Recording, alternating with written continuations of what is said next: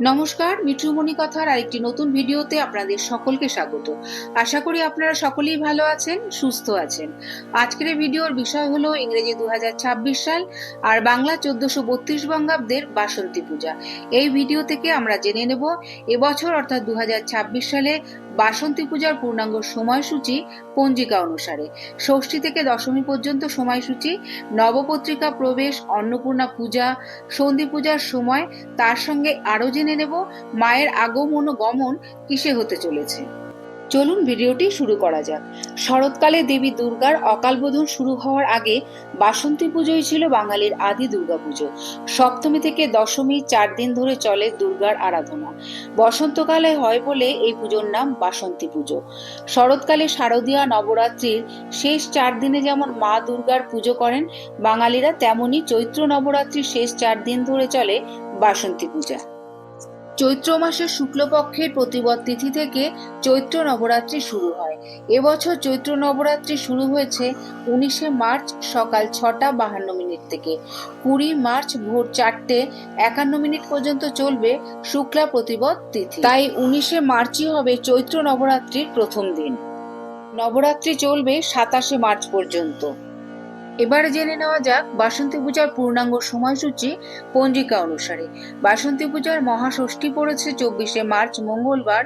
এদিন দেবীকে আমন্ত্রণ জানানো হবে।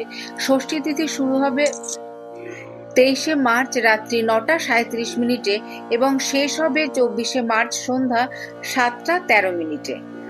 বাসন্তী পূজার মহাসপ্তমী পড়েছে 25শে মার্চ বুধবার। এদিন হবে নবপত্রিকা স্নান ও মহাসপ্তমীর পুজো। সপ্তমী তিথি শেষ হবে 25শে মার্চ বিকেল 4:49। এবছর বাসন্তী পূজার মহা অষ্টমী পড়েছে 26শে মার্চ বৃহস্পতিবার। এই দিনই পুজোর অন্যতম প্রধান আকর্ষণ সন্ধি পূজা পালিত হবে। সন্ধি পুজোর মাহেন্দ্রক্ষণ থাকবে 26শে মার্চ দুপুর 2:06 থেকে দুপুর 2:54 পর্যন্ত। পূর্বাহ্ন মধ্যে শ্রী শ্রী অন্নপূর্ণা পূজা। বছর মহানবমী পড়েছে 27শে মার্চ শুক্রবার।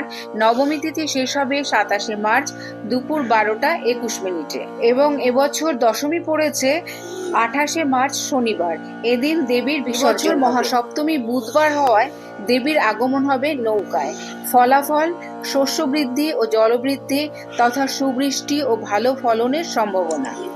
বিজয়া দশমী শনিবার হওয়ায় দেবীর গমন ঘটকে হবে, অর্থাৎ ঘোড়ায়। ফলাফল সামাজিক ও রাজনৈতিক অস্থিরতা ও বিশৃঙ্খলার আশঙ্কা। আজকের ভিডিওটি আপাতত এই পর্যন্তই। যদি ভিডিওটি ভালো লেগে থাকে তাহলে অবশ্যই একটা লাইক কমেন্ট করবেন আর আমার চ্যানেলটিকে সাবস্ক্রাইব করে আমার পাশে থাকবেন। দেখা হচ্ছে অন্য কোনো ভিডিওতে, অন্য কোনো পর্বে। ততদিন সবাই খুব ভালো থাকবেন, সুস্থ থাকবেন। জয় মা বাসন্তী দেবী।